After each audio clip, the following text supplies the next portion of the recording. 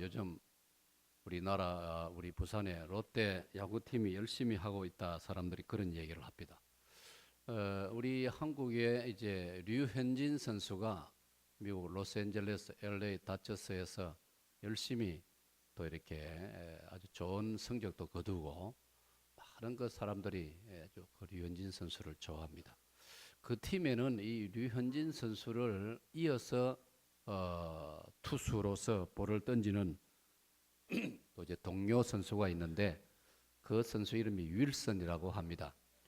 아침에 극동방송 라디오를 듣는 중에 그 윌슨 선수 이야기를 조금 제가 들었습니다. 윌슨 선수는 그 아주 특이한 자기 어떤 그 몸 관리를 하는데 젊은 선수인데도 불구하고 특수염을 길게 기르고 있다고 합니다. 그러니까 특수염이 아주 긴데 별로 보기는 아름답지 않다고 합니다.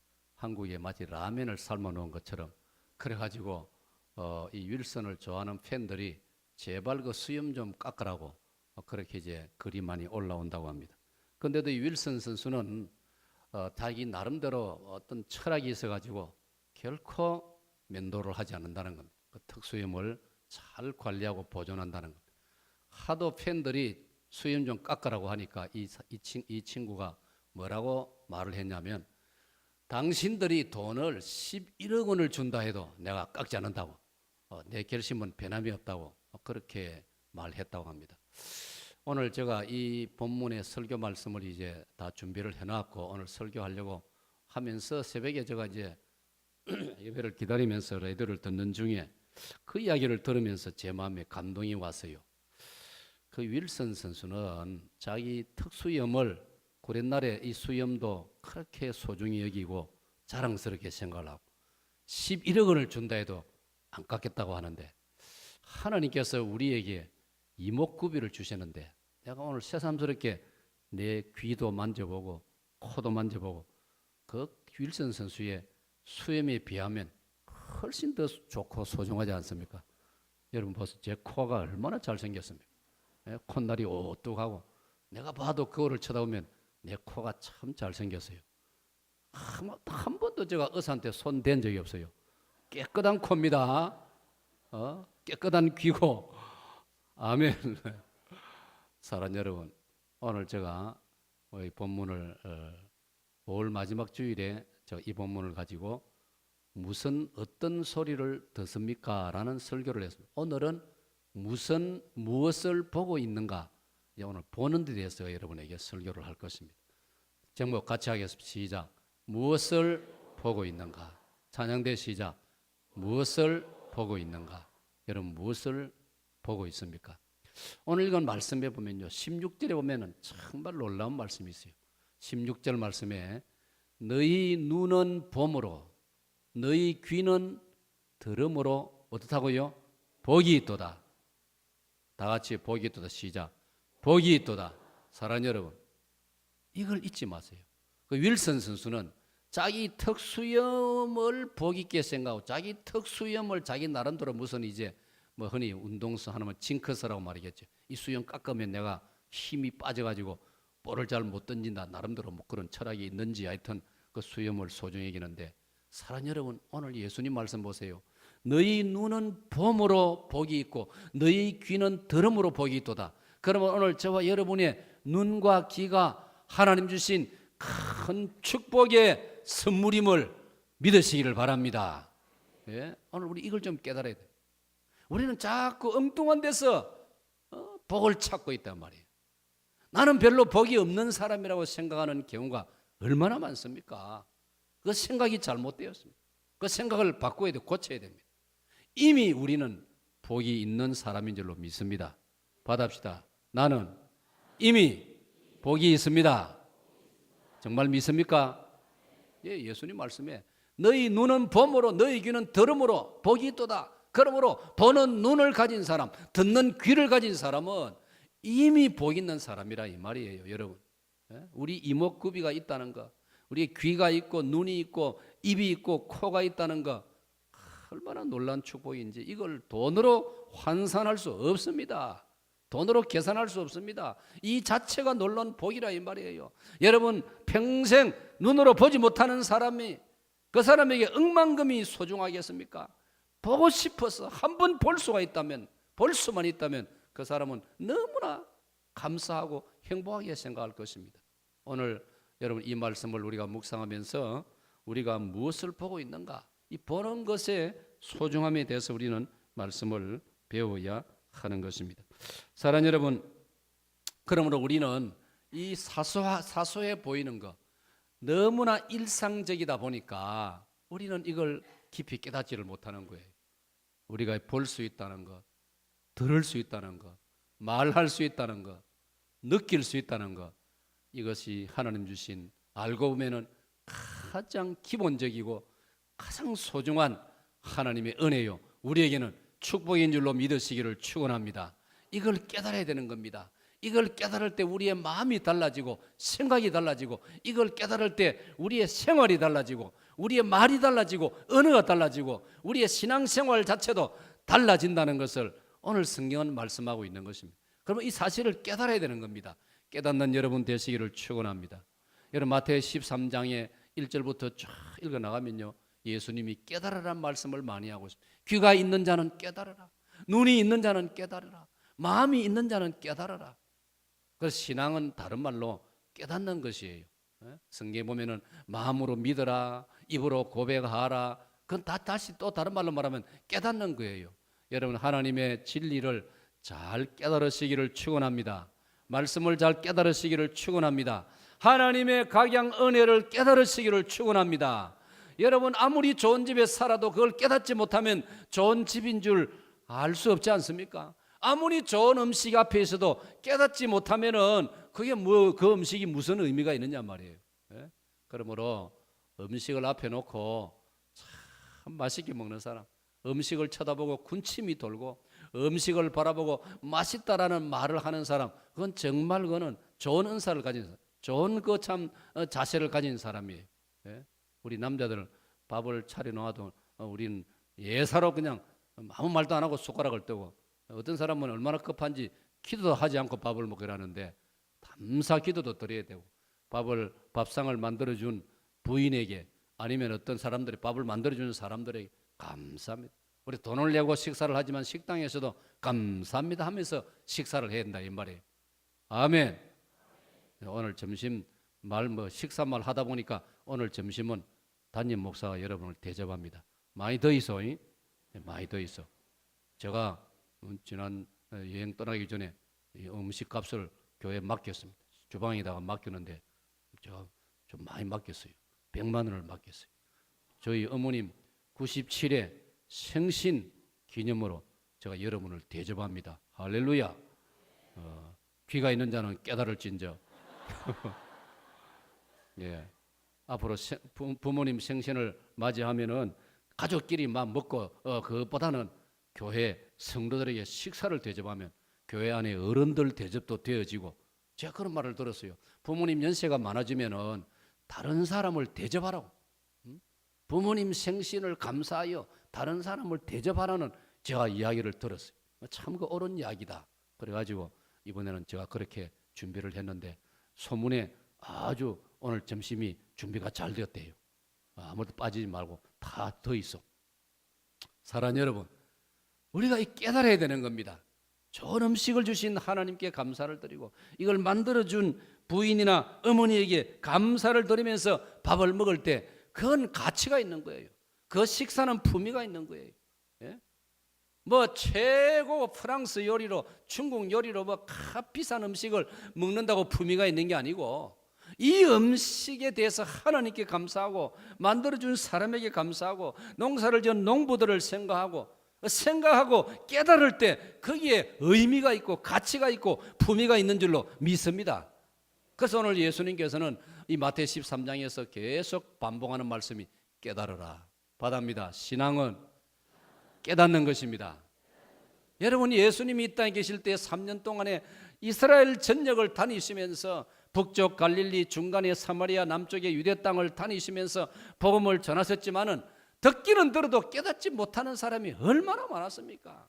말귀를 알아듣지 못하고 깨닫지를 못하고 자기 감정적으로 아주 섣부르게 판단해버리고 그런 사람 결국 예수님을 십자가에 못 박아 죽였다 이 말이에요.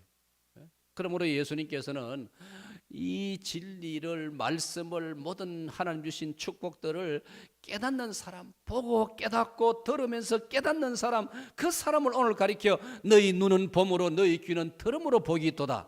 오늘 사랑 여러분, 오늘 참석하신 우리 성도 여러분들은 바로 여기에 해당되는 복된 성도들이 되시기를 축원합니다.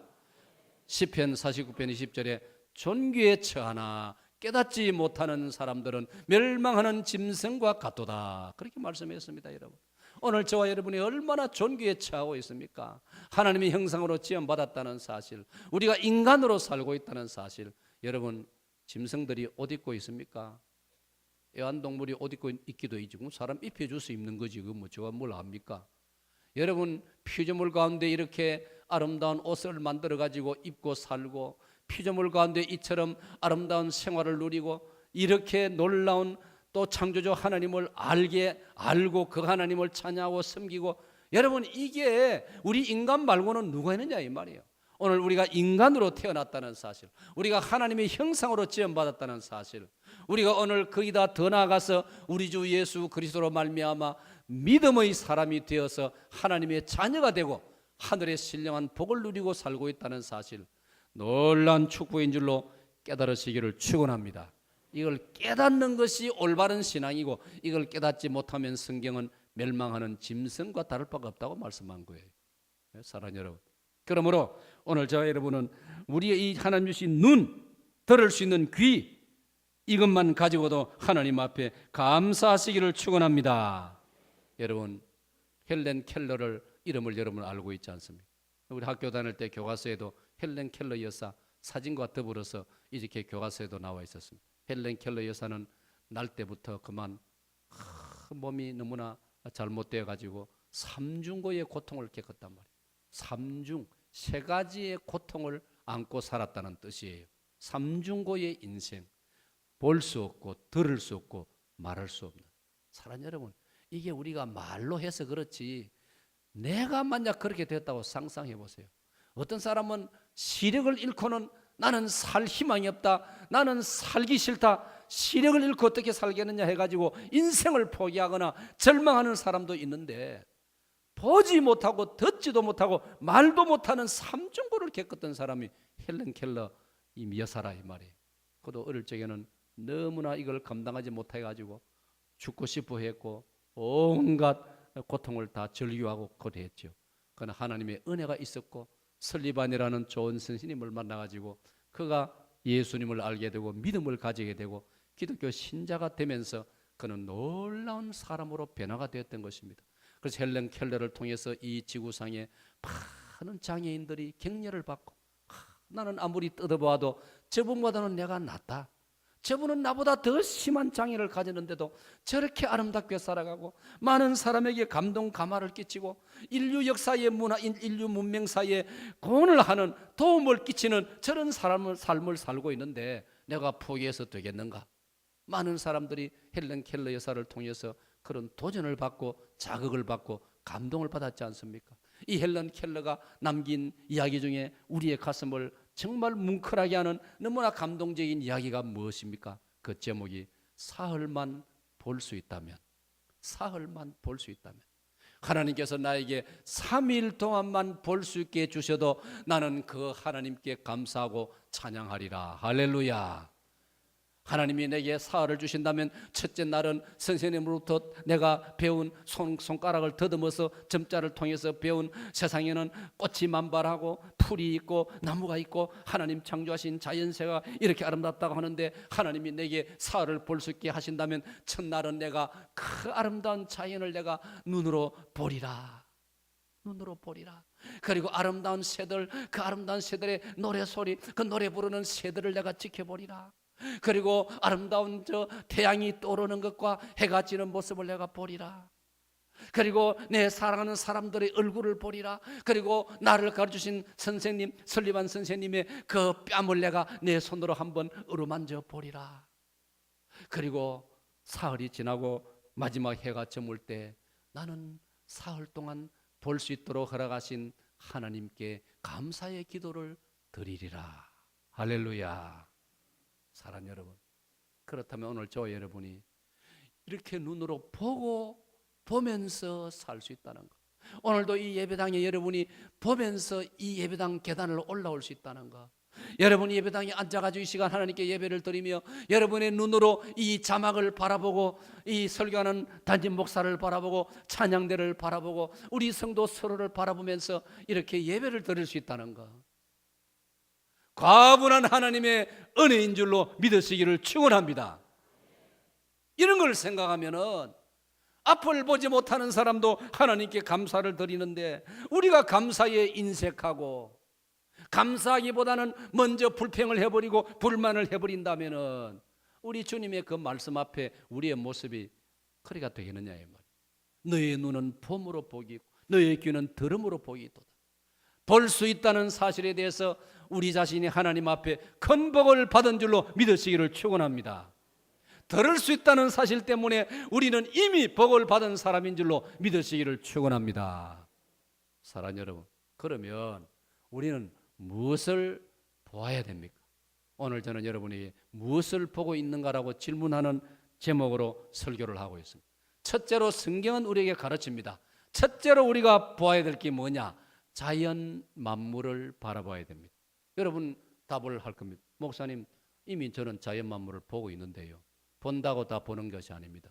예수님 말씀에 요한복음 8장 끝부분에 가면요, 요한복음 9장 끝부분에 가면요, 날 때부터 소경된 사람, 그 사람 놓고 논쟁이 벌어지지 않습니까? 사람들 가운데 왜 저 사람은 날 때부터 소경으로 태어났을까?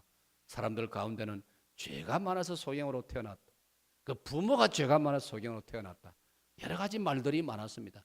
그 날 때부터 소경된 청년을 바라보고 눈이 밝은 사람들은 그 사람을 불쌍히 여기고 아니면 그 사람을 업수히 여기고 자기들은 볼 수 있다는 데 대해서 자부심을 가지거나 상당히 교만한 마음을 가졌습니다. 그런데 예수님은 뭐라고 말씀했습니까? 이자가 소경으로 태어난 것은 자신의 죄도 아니고 자기 부모의 죄도 아니고 그를 통해서 하나님이 영광을 받으시고자 합니다. 할렐루야. 사랑하는 여러분, 우리 교회는 장애인 부서가 있습니다. 우리 교회는 소망부가 있습니다. 적어도 사역동교회 성도들은 이런 면에서 훌륭한 시각을 가져야 됩니다. 어떤 장애인이라도 우리보다 못하다고 말해서는 안 되는 겁니다. 오히려 그를 통해서 하나님이 나를 통해서보다 더 영광을 받으신다는 것도 우리가 잊지 말아야 하는 것입니다. 믿으시기 바랍니다. 왜냐? 예수님 말씀 요한복음 9장에 하셨어요. 너희들은 본다고 하니 너희 죄가 그저 있느니라. 차라리 보지 못하는 몸으로 태어났으면 죄를 적게 지는다 이 말이에요. 너희들은 이 좋은 것을 다 보면서도 하나님께 감사할 줄 모르니 너희들의 받을 심판이 더 크다. 예수님은 그렇게 말씀하신 거예요. 그렇기 때문에 사랑하는 여러분, 오늘 우리가 볼 수 있다는 사실에 대해서 하나님께 감사할 뿐 아니라 우선 우리가 자연 만물을 바라보면서 은혜를 받아야 한다는 것입니다. 자연 만물을 바라보면서 은혜 받을 줄 아는 우리 성도들이 되시기를 축원합니다.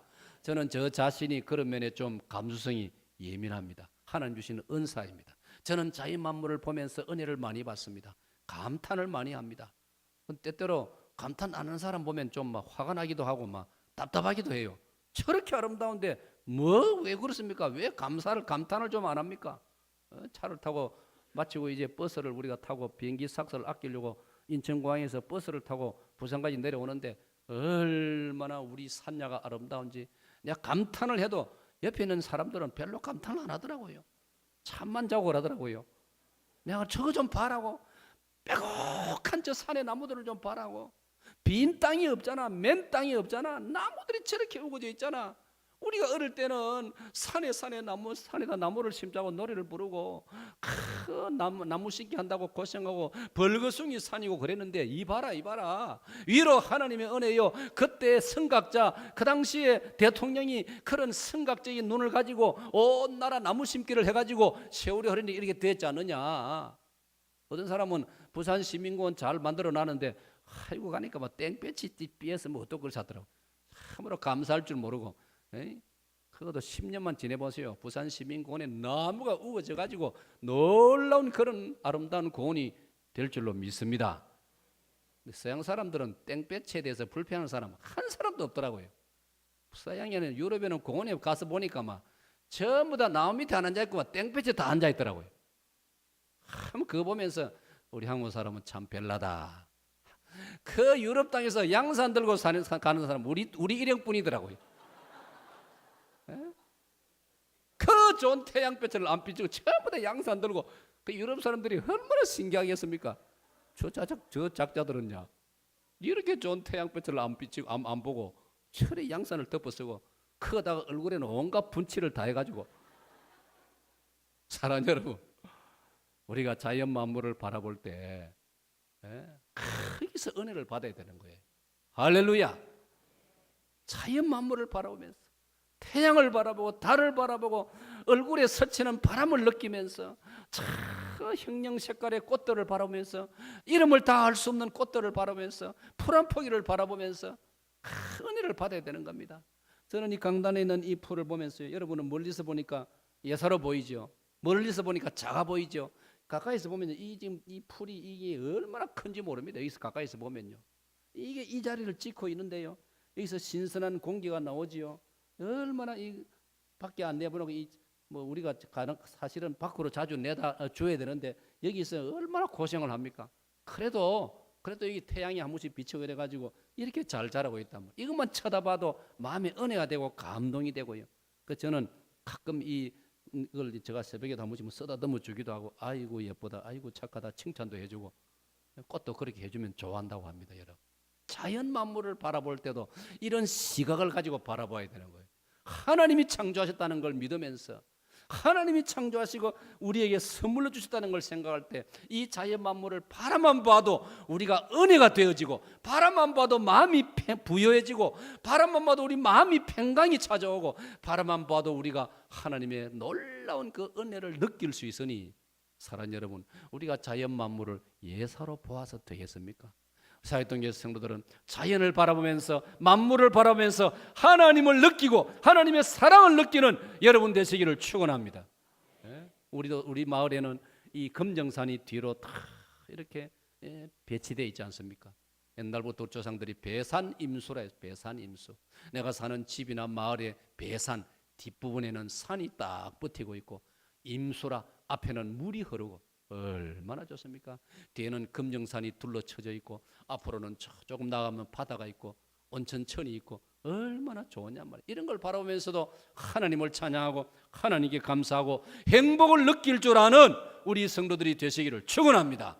저는 이런 면에서 성경을 묵상해 보니까요, 성경은 우리 주 예수 그리스도가 우리를 위해 십자가에 죽으셨다는 십자가의 구원의 진리만 가르치는 것이 아니고 하나님이 창조하신 자연의 장엄함과 위대함과 신비로움을 성경은 가르치고 있는 겁니다. 그중에 특별히 창세기를 생각해 보세요. 시편을 생각해 보세요. 이사야서를 생각해 보세요. 로마서를 읽어보세요. 거기에 하나님이 창조하신 자연의 장엄함을, 자연의 위대함을 가르치고 있지 않습니까? 창세기는 말 그대로 창세, 하나님이 세상을 창조하신 기록이라 이 말이에요. 그러므로 창세기를 읽으면서 우리는 자연 만물, 하나님이 창조하신 자연 만물에서 하나님을 느끼고 하나님을 발견하고 하나님을 믿으시기를 축원합니다. 바꿔 말하면 이 자연 만물을 보면서도 하나님을 믿지 못하면은 빌레그레 목사님 설교를 들어도 예수님 안 믿어지는 거예요. 자연 만물을 바라보면서도 하나님을 느끼고 하나님을 경험하는 여러분 되시기를 축원합니다.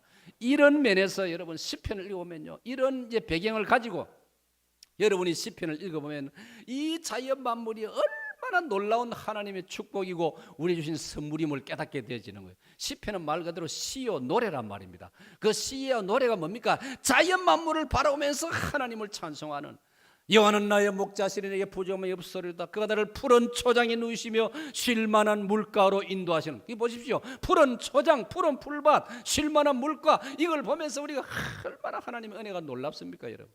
예? 참 하나님의 가분한 은혜 때문에 이번에 종교개혁기를 순방하면서 이제 종교개혁이 일어난 곳은 헝가리, 체코슬로바키아, 또 독일, 또 스위스 이런 곳이 우리 중세 때 종교개혁이 일어났던 곳입니다. 그런 곳을 이제 탐방하면서 이제 또 가는 김에 또 좋은 것도 살펴보고 그랬어요. 알프스 산에도 뭐 올라가 보지는 시간이 없어서 못했지만도 바라보고 마을 뒤에 알프스 산이 쫙 흰 눈이 덮여가지고 저 봉우리가 뭔지 모르지만 안내해주는 사람의 소개로 우리가 머물렀던 그곳에 그 봉우리가 눈 덮인 봉우리가 융프라우라. 융프라우. 융이란 말은 영어로 말하면 양, 젊었다. 프라우 말은 부인이란 젊은 부인, 여성 그렇게 딱 그렇게 생겼다 해서 뭐 그런 융프라우. 그 밑에 그 위에는 눈이 덮여 있는데 밑에는 잔디가 싹 파랗게. 축구를 좋아하는 김 목사 그걸 놓칠 수 있습니까? 그 잔디밭에서 우리 목사님들이 축구를 했지 않습니까? 축구를 하는데 이 후배 목사들은 후배가 돼가지고 선배를 따라오지 못해가지고 축구를 어쩌든지 안 하려고 자꾸만 뺑소니 치고 이래요. 목사님 피곤한데만 그냥 잡시다. 야, 이 사람들아, 이 좋은 데서 축구를 한 판 안 하고 되겠는가? 그래, 축구공을 사오라고. 목사님, 축구공을 어디서 구합니까? 야, 이 사람들아, 찾으면 찾을 것이요 문을 두드리면 내가 얼마나 좋아됐던지 하도 말로 안 듣기에 부총회장으로서 명하노니 축구공을 사오느라 결국 하나 사왔어요. 그래가지고 그 알프스 융프라우 밑에 푸른 잔디밭에서 우리 동네 시찰 단임 목사들끼리 편을 나눠서 축구를 또 했지 않습니까? 그럼 내가 그랬어요. 그 친구들 보고 봐라. 국가대표 홍명보 감독 국가대표도 돈이 많이 들어가지고 여기 와서 훈련을 못했는데 우리가 여기 전지훈련을 왔다. 얼마나 큰 특권이고 힘껏 차라. 그래가지고 볼을 1시간을 찼더니 전부 다 지쳐 쓰러져가지고 나는 그런데 끝도 없어요. 더 하자 하니까 목사님 제발 봐주이소. 들어갑시다. 그거는 뭐 해도 빨리 안 줘요. 9시가 됐는데도 훤해요. 그거 뭐 백야 현상이 있어가지고. 그래서 내가 아직 날이 훤한데 뭘 들어가. 그냥 어떤 친구는 이거 목사님 가정사역도 좀 해야 안 됩니까? 가정사역은 송기름 목사가 하는 거지. 당신들이 무슨 가정사역을 해? 그런 이제 절기가 너무나 하나님 주신 자연이 너무나 아름다워서 정말 탐복을 금할 수가 없고. 어디 알프스만 그렇습니까? 스위스만 그렇습니까? 우리나라는요. 그 유럽은 보면 일반적으로 전부 평야 아닙니까? 평야에 나무들이 우거지고 공원이 우거져 있고 들판이 파랗게 우거지. 그러나 우리나라도 보니까 산이 전부 다 푸르진. 저는 생각했어요. 우리나라 산을 펼쳐놓으면 유럽 못지않게 우리도 어마어마한 그런 땅덩어리라는 게 저는 느껴졌어요. 그 나무들을 펼쳐놓으면 얼마나 대단합니까? 사랑하는 여러분, 여기에 대해서 성경이 가장 우리에게 강하게 말씀하는 게 시편 8편입니다. 시편 8편 말씀을 저는 정말 좋아합니다. 그래서 여러분들이 자주 강조합니다. 자, 같이 한번 읽어보겠습니다. 시편 8편 전체 9절까지인데 같이 읽겠습니다. 시작.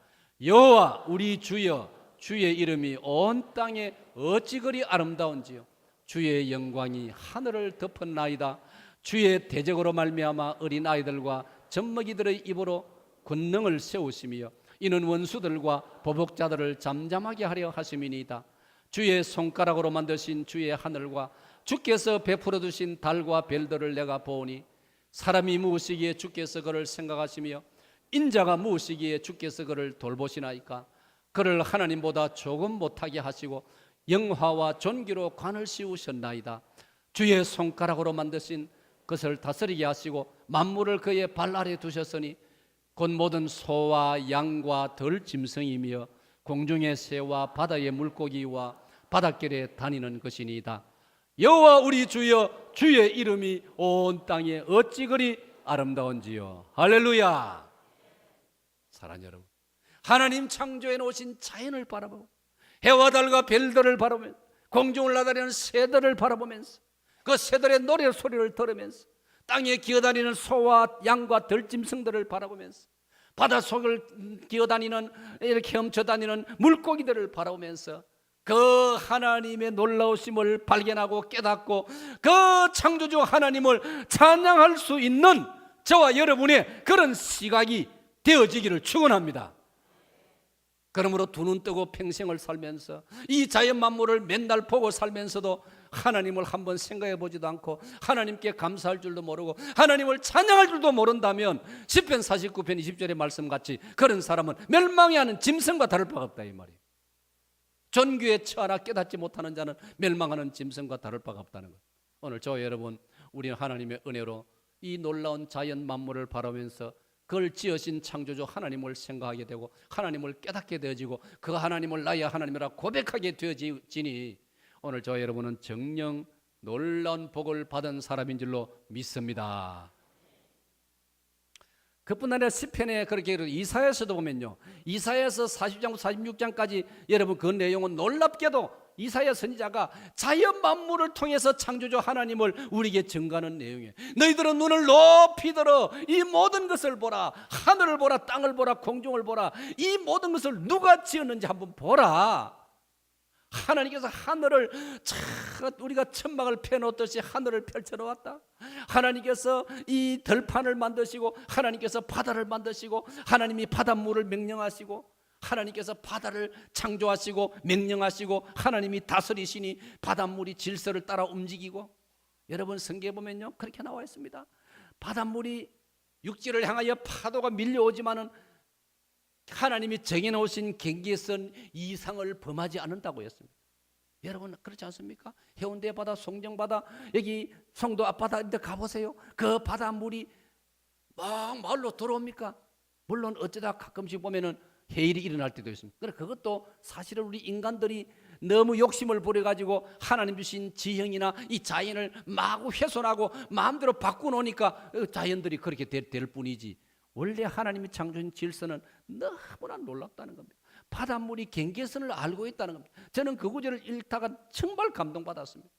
하나님이 그어놓으신 경계선, 우리 눈에는 보이지 않는데도 불구하고 바닷물은 그 경계선을 알고 그 이상을 넘어오지 않는다는 겁니다. 물결이 멀리서 세차게 무섭게 밀려오지만 그 라인에 그 경계선에 오면 딱 멈춰가지고 돌아간다 이 말이에요. 할렐루야. 성경은 그걸 말하고 있는 겁니다. 뿐만 아니라 누가 이 바닷물을 다 재어보았느냐, 바닷물의 양을 다 재어보았느냐, 모릅니다. 우리는 하나님이 창조하신 바다, 하나님은 다 알고 계신다 이 말이요. 이 바다 속에 무엇이 있는지, 고깃대가 어디에 있는지 우리 예수님께서 베드로에게 네 그물을 배 오른편에 던지라, 바다를 주장하시는 하나님. 자연 만물을 바라보면서 하나님을 느끼고 하나님을 경험하고 하나님께 감사와 영광을 돌려드리는 여러분 되시기를 축원합니다. 이런 시각을 가지는 훈련이 되어졌을 때 그 성도는 다른 면에서도 신앙생활이 잘 되는 거예요. 그 신앙이 건강한 신앙이 되는 거예요.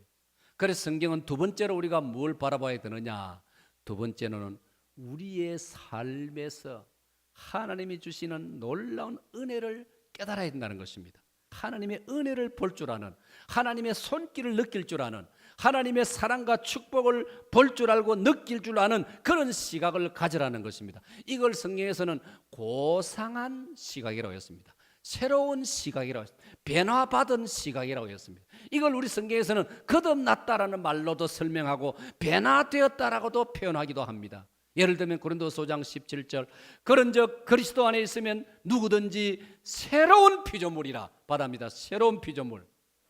이전 것은 지나갔으니 보라 새 것이 되었도다. 여러분 이게 구체적으로 무엇입니까? 이전 것은 지나갔다 이 말입니다. 예수님을 모를 때는 불평하고 불만하고 비관하고 저주하고 세상을 저주하고 맨날 신세 타령이나 하고 한숨이나 쉬고 부정적인 말이나 튀어나오고, 이전 것은 그렇더라도 예수님을 모시고 나면 그런즉 누구든지 그리스도 안에 있으면 바랍니다. 그리스도 안에 있으면, 이 말은 예수님을 모시고 나면, 예수님을 고백하고 나서는, 예수님을 믿고 나서는, 세례를 받고 나서는, 참된 기독교 신자가 되고 나면 그는 새로운 피조물이 되어지는. 새로운 피조물이 뭡니까? 뭐 얼굴을 새로 막 뜯어 고쳐서 새로운 피조물입니까? 아니에요. 그런 뜻이 아니에요. 내 심령이 새로워지는 것입니다. 할렐루야. 새로운 피조물이 되어지는 겁니다. 이 새로운 피조물이 되어지고 나서의 삶이 고상한 삶이라, 고상한 인간이라 이 말이에요. 파리의 최신 유행 패션을 따른다고 고상한 인간이 되는 게 아니에요. 그리스도 예수 안에 들어오면은 성령의 도우심으로 우리가 고상한 인생이 되어지는 줄로 믿습니다. 내 생각이 달라지고 내 가치관이 달라지고 삶의 방식이 달라진다 이 말이에요. 어떻게? 하나님이 원하시는 방향으로, 성령님이 기뻐하시는 방향으로, 성령님이 주도하시는 방향으로 삶이 달라진다 이 말이에요. 빌립보서 3장 8절 9절에 보면 바울 사도는 이 경험을 정확하게 고백하고 있습니다. 내가 이전에는 나의 학문을 자랑하고 나의 경력을 자랑하고 나의 혈통을 자랑하고 나의 성공을 자랑하고 나는 나이에 비해서 예루살렘에서 일찍 출세해가지고 예루살렘의 기득권자들 어른들 선배들로부터 인정을 받고 차세대 주자라는 이름도 듣고 내가 깃발 날리는 사람이었다. 그러나 내가 사도행전 9장 다메섹 가는 길에서 예수님을 경험하고 난 다음에 나는 인생이 바뀌어졌다. 내 인생은 변화되었다. 나는 거듭났다. 그래서 이제는 그리스도 안에 있을 그때의 가장 고상한 인생이 된다는 걸 나는 깨달았다. 이 빌립보 3장 8절 9절입니다. 지난날 예수님 없이 자랑했던 모든 삶은 지금 돌아보니까 초등학문에 불과하고 배설물과 다를 바가 없다고 했습니다. 할렐루야. 이런 확실한 변화가 일어나는 겁니다. 우리는 이런 인생관을 바라볼 줄 알아야 됩니다. 예수님 안에는 이런 인생의 변화가 있다는 걸 볼 수 있어야 되고 깨달을 수 있어야 한다는 것입니다. 구체적으로 그리스도 안에서 우리가 새롭게 바라보는 인생관, 가치관, 고상한 인생의 구체적인 내용이 무엇입니까? 성경을 보니까 몇 가지 이해하기 쉬운 말씀으로 성경 가르쳐. 첫째는 감사의 사람이 되어지는 겁니다. 바랍니다. 감사의 삶.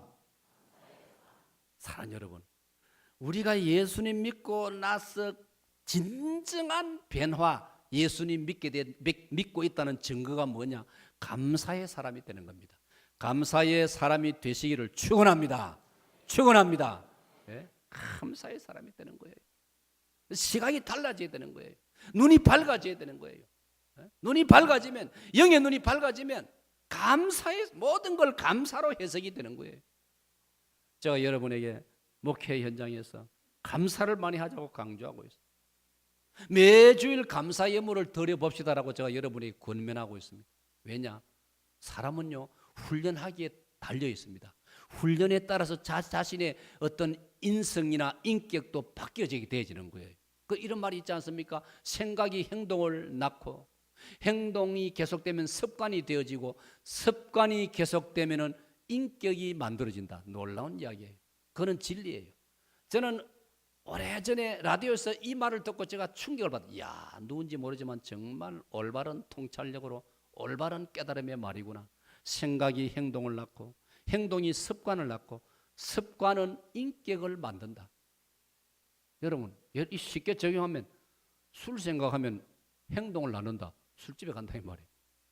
술 마시다 보면은 자꾸 마시니까 습관이 된다 이 말이에요. 심해지면 별 수 있습니까? 건강하던 사람이 그만 술에 못 이겨가지고 병도 들 수 있고 술 주정꾼도 될 수 있고. 여러분, 술을 정복하고 술을 자기가 제어하지 못하면서 어떻게 올바른 인격자가 될 수 있느냐 이 말이에요. 예? 결국은 술 때문에 얼마나 많은 문제가 생깁니까? 예를 들면은 그렇다. 적용을 하면은 생각이 행동을 낳습니다. 감사하는 마음이 들면 감사의 예물이 나온다 이 말이에요. 감사의 예물을, 감사하는 마음을 계속하다 보면 나도 모르게 내 인격이 감사의 사람으로 바뀌어진다 이 말이에요. 할렐루야. 저는 주일학교도 여름 성경학교 때 강사께서 설교를 하시는데요. 주일학교 어릴 때인데 그 강사 전도사님은 합천의 어느 시골교회 영수님이 계시는데 그 영수님은 정말 예수님 믿고 은혜 받아 감사의 사람이 된다. 꽁보리밥을 놓고서도 감사기도를 얼마나 했던지 꽁보리밥 위에 파리가 새카맣게 앉아가지고 그 설교하던 그분이 말씀하기를, 그때는 자기는 소년 시절인데 내가 기도 마치고 나면 저 밥을 어떻게 먹겠나 생각하니까 기도할 때 눈을 처음부터 딱 감았으면 안 보면 약이라 하는데 기도하다 중간에 눈을 떠서 봤단 말이에요. 그 밥에 안 그래도 검은 보리밥에다가 파리가 새카맣게 앉아가. 근데 영수님이 기도하는데 침이 막 밥에 튀가고 그런데도 자기 추억에 그 영수님은 진정으로 감사 기도를 드리더라는 겁니다. 할렐루야. 오늘 우리에게 이런 순수한 감사가 있느냐 이 말입니다.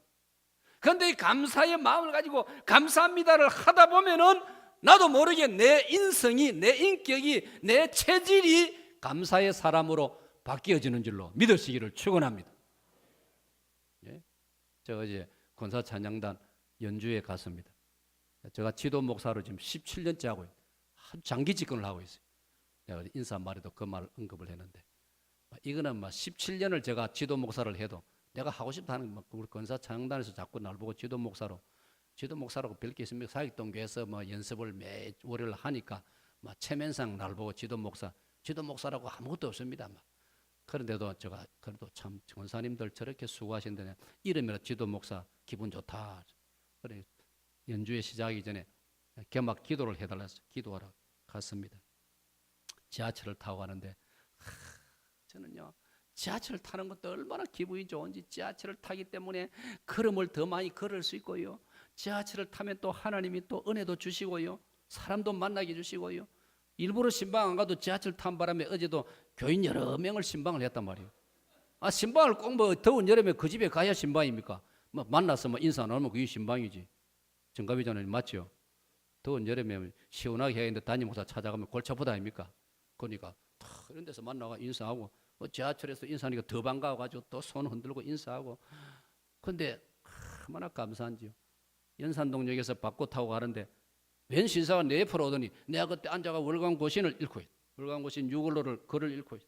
모스크바에서 온 통신, 모스크바 우리 그 선교사님 부인이 쓴 글을 읽고 여기 또 스마트폰 가지고 친구 목사에게 문자도 보내고 나하고 좀 비슷해 보는 신사가 다가오더니 보통 그런 일 없지 않습니까? 뭐 남 간섭합니까 누가? 가까이 오더니 그게 보입니까? 글자가 보입니까? 이래. 보이니까 내가 읽지요. 신기하다면서 그게 어째 보입니까? 나는 이보다 더 작은 글자도 봅니다. 약을 좀 올렸어요. 그러면서 내가 이야기를 하다가 에이 말 놓은 김에 저는 목사입니다. 나도 옛날에 안경 썼는데 내가 기도하고 안경 안 씁니다. 지금 내가 눈이 얼마나 밝은지 모릅니다. 근데 은근히 자랑하면서 내가 하나님 은혜를 그랬어요. 이 이야기한다고 또 오늘 안경 쓴 분들 약고 죽지 마세요. 안경을 쓸 수도 있고 벗을 수도 있고 그런 거예요. 고전 12장을 읽어보면 1절 이하 읽어보면요 하나님의 은사는 다양하다고 했습니다. 그러니까 안경을 쓰는 것도 하나님의 은사요. 저처럼 쓰다가 벗는 것도 하나님의 은사요. 그러니까 범사에 감사하시기를 축원합니다. 감사하는 마음을 가지고 살면은 감사할 거리를 자꾸 주신다 이 말이에요. 예? 그러니까 또 갔더니 올 때는 또 우리 특별 출연했던 우리 안장로님이 자기 차에 딱 태워 또 나 집에까지 데려주니 얼마나 좋습니까? 범사에 감사하시기를 축원합니다. 할렐루야. 예? 그러니까 우리가 이 시각을 바꿔야 되는데 거기 감사합니다. 감사. 그 다음에 두 번째는 어떤 변화냐 하면요 긍정적인 시각으로 바뀌어져야 됩니다. 우리가 그리스도 안에서 새로운 시각을 가지라고 제가 첫째는 자연을 새롭게 보라고 말씀드렸고 두 번째는 우리의 삶의 현장에서 시각을 새롭게 바꾸라 했단 말이에요. 그게 감사의 시각으로 바뀌어져야 돼요. 그 다음에는 긍정의 시각이 돼야 바랍니다. 긍정의 시각. 긍정이란 말은 뭐냐? 예라는 예 그렇습니다. 좋습니다. 할 수 있습니다. 해보겠습니다. 그게 긍정이에요. 그런 긍정적인 시각이에요. 혹 여러분 가운데 다 부정적으로 생각하고 말도 삐딱하게 하고요. 제가 그런 이야기 했죠. 어릴 때 저희 친척 중에 가까운 친척 한 사람은 우리 어머님이 그렇게 밥을 맛있게 해주도요. 먹기는 자기가 많이 먹어놓고 고맙다 소리 한 번도 내가 들어본 적이 없어요. 근데 고맙다 소리 안 해도 보통 괜찮죠. 그런데 그분은 엉뚱한 말 하기 때문에 내가 그걸 기억하고 있는 거예요. 그분은 실컷 먹고 일어나가지고는 별 맛도 없다. 그게 한두 번이 아니에요. 그런 내가 어린 시절에 그거 못 잊고 있죠. 정말 유감입니다. 왜 그 어른은 나에게 그런 이미지로 남아 있습니까? 우리 집에 밥 먹으러 오지 말든지. 우리 집이 종갓집이다 보니까 꼭 우리 집에 와서 밥은 안 빠지고 먹으면서 우리 어머니한테 감사하다는 말 한 번도 한 적 없어요. 이상한 사람. 그건 안 된단 말이에요. 그게 부정적인 사람이에요. 우리 긍정적인 시각을 가져야 돼요. 예수님께서도 말씀, 예 하는 사람이 되고 아니라 하는 사람이 되지 말라. 예? 이 긍정적인 사람이 돼야 돼. 예수님 안 된다는 말이 있습니까? 죄가 아닌 이상 예수님은 모든 면에 된다고 했지 않습니까? 왜 못 믿느냐? 할 수 있거든이 뭐냐? 할 수 있거든이 뭐냐? 마가복음 9장 23절 믿는 자에게는 능치 못할 리 없느니라. 할렐루야. 예? 매사를 긍정적으로 생각해요. 뭘 해봅시다 하면 예 한번 해봅시다. 예, 전 뭐 잘 못하지만 한번 해보겠습니다. 예, 저에게 저 같은 사람에게도 그렇게 뭘 맡겨주시니 한번 열심히 해보겠습니다. 이래 돼야 되지. 이래저래 다 핑계대고 변명하고 외면하고 언제 할 겁니까? 나중에 세월 금세 지나가는데. 저는 월드컵 하면서 깜짝 놀랐어요. 우리나라에서 대한민국 하더니 엊그제 같은데 벌써 몇 년 지났습니까? 12년 지났어요. 12년. 여러분 이해가 됩니까? 벌써 12년 전이라고. 2002년, 2014년이. 이렇게 세월이 빨리 지나갑니다. 그러니까 여러분 너무 방심하지 말고 우리 주님 앞에 긍정적으로 적극적으로 살아가시기를 축원합니다. 그러기 위해서는 마음도 긍정적이 돼야 되고 말도 긍정적이고 적극적인 말을 해야 되는 거예요. 할 수 있다고 말이죠. 착하다 하고 예쁘다 하고 말이며 어린아이들한테도 착하다 예쁘다 하고 칭찬해주고 격려해주고요. 우리 젊은이들을 칭찬해주고 격려해주고요. 그렇게 해야 됩니다. 뿐만 아니라 우리는 다른 사람을 칭찬하고 격려하는 것이 새로운 시각의 사람입니다. 어떤 사람은 평생 살아면서 남에게 칭찬할 줄 모르고 남을 깎아내리고 남을 비난하고 우리나라 정치하는 사람들은 우리가 긴 세월 지켜보지만은 그 사람 몸에 습성이 되어 있어요. 자기 당이 아니면 상대 당에 대해서는 무조건 깎아내리고 무조건 나쁘게 생각하고 잘했다는 말 한 적 있습니까? 이 사람을 세워놓으면 이래서 이 사람은 안 되고 저 사람을 세워놓으면 저래서 안 되고 항상 안 그렇습니까? 이 사람 우리하고 비교해보면 이 사람 정도면 우리보다 그래도 더 나은 사람이다. 참 잘 뽑았습니다. 왜 이런 말 한마디 못합니까? 이게 오늘 잘못된 것이라 이 말. 오늘 우리 기독교 신자들은 긍정적이고 또 적극적이고 그리고 다른 사람을 칭찬하고 격려할 수 있는. 내가 이번에 유럽 다녀오면서 우리 박 목사를 내가 많이 칭찬하고 격려했습니다. 박 목사님 소감이 어떻습니까? 내가 박 목사님 그 6월 1일이 주일인데 5월 31일 토요일 교육자회 하면서 박 목사님 내 없을 때 대장 노릇 해라고. 얼마나 좋은 기회냐고. 내 없을 때 신나게 대장 노릇 하라고. 책임자가 돼가지고 그래 경험을 하라고. 나도 옛날에 그래 경험해봤거든요. 담임 목사님 내가 있을 때는 그 부흥회를 자주 부흥회 나가시고 나면 내가 왜 그래 기분이 좋던지. 담임 목사 안 계시니까 진짜 기분 살맛이 나더라고요. 아이 며느리가 시어머님 어디 가고 딸 집에 가고 없을 때 얼마나 며느리들이 기분 좋습니까? 이치가 똑같던 거예요. 그래서 내가 마음껏 하라고. 주일날 설교도 1, 2, 3부 각자 사회 하던 대로 맡아가지고 설교하는데 설교도 준비 자리가 소신껏 한번 해라고.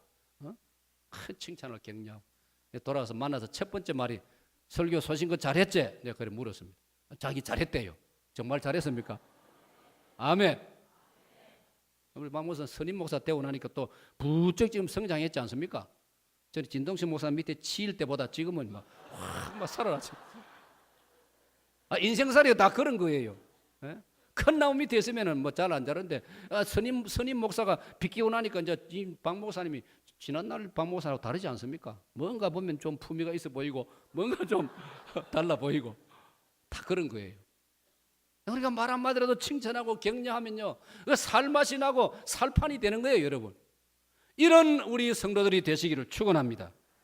성경을 묵상해 보니까 이 새로운 인생관에서 성경은 무엇보다도 그 다음에 특별한 강조 뭐냐 평강의 사람이더라고요. 평강의 사람 받아입니다. 평강의 사람 그 마음에 평강이 있고 그 지향하는 삶의 목표가 평강인 겁니다. 어쩐지 다른 사람과도 잘 지내고 이 사람과 잘 지내고 저 사람과 잘 지내고 여러분 평강이 없는 사람은 이 사람은 이래서 마음에 저 사람은 저래서 마음에 안 들고 온갖 다 마음에 안 들어 한 사람도 마음에 드는 사람이 없단 말이에요. 얼마나 비참한 인생입니까 여러분. 이 사람은 이래서 좋고 저 사람은 저래서 좋고 그렇게 생각하면요 얼마나 삶이 부유해지고 그런 삶에는 자신의 마음속에 평강이 넘친다 이 말이에요. 할렐루야. 우리의 삶에서 평강이 중요하다 이 말이에요. 제가 여러분 강조했지 않습니까? 요한복음 20장 19절에 부활하신 예수님이 두려움에 떨고 있는 공포에 떨고 있는 제 아들을 집으로 찾아와 가지고 예수님이 첫 번째 하시는 말씀 요한복음 20장 19절에 예수께서 숨을 내쉬며 가라사대 너희에게 평강이 있을지어다. 할렐루야. 부활하신 예수님이 제자들에게 주시고 싶어 했던 첫 번째 선물이 평강이란 말이에요. 그렇기 때문에 우리 기독교 신자는 정말 예수님이고 거듭난 신자라면 평강을 도모하는 사람이 되어야 됩니다. 평강의 사람이 되시기를 축원합니다. 주의 은혜로 성령으로 마음속에 평강이 생기고 그 평강을 가지고 공동체를 평강스럽게, 사랑방을 평강스럽게, 남녀 전도회를 우리 사역동교를 평강스럽게, 우리 사회와 우리 한국교회를, 우리 나라를 평강의 나라로 만들어 나가는 이런 복된 성도들이 되시기를 축원합니다. 마지막으로 우리는 무엇을 바라봐야 됩니까? 바라볼 게 너무나 많지만 성경은 궁극적으로 성경이 주장하는 것은 자연 만물을 보면서 새로운 가치관을 가지면서 궁극적으로 우리가 바라보는 것은 뭐냐? 예수님을 바라보라 이 말이에요. 받아입니다. 예수님을 바라보자. 히브리서 12장 2절에 보니까 믿음의 주여 온전케 하시는 이인 예수님을 바라보자. 예수님을 바라보자. 히브리 13장 8절에는 예수를 깊이 생각하라. 갈라디아 2장 20절에는 내가 그리스도와 함께 십자가에 못 박혔나니 그런즉 이제는 내가 사는 것이 아니요 내 안에 누가 사신다고요? 그리스도께서 사신 것이라. 할렐루야. 그런 인생을 살아요. 예수님을 이제 바라보고 예수님을 사모하고 예수님을 생각하고 예수님을 환영하고 예수님을 모셔드리고 내 안에 고린도서 4장 7절 질그릇 같은 내 안에 보배로우신 예수님이 계시는구나. 할렐루야. 할렐루야. 이런 인생이야말로 참으로 부유하고 행복하고 정말 만족스러운 행복한 인생이 아닙니까? 무엇을 보고 있습니까? 무엇을 보느냐가 이렇게 중요한 것입니다. 자연 만물을 믿음의 눈으로 바라보시고 삶의 현장을 주님을 의지하고 성령님을 의지하면서 삶을 살아가고 삶을 해석을 하시고 그리고 항상 자나깨나 주님을 생각하고 오늘 제가 자료를 가지고 있는데 다 시간 없어서 이 자료에 보니까 이풍 목사님의 부인 되시는 사모님이 자기 자녀들에게 유언을 남겼는데 그 유언이 여기 한 10서너 가지 나와 있어요. 세상과 짜가지 말아라.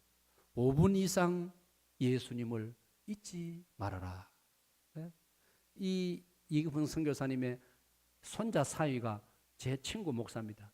교단은 다르지만 군목을 같이 했습니다. 그래서 제가 여기 관심이 있습니다.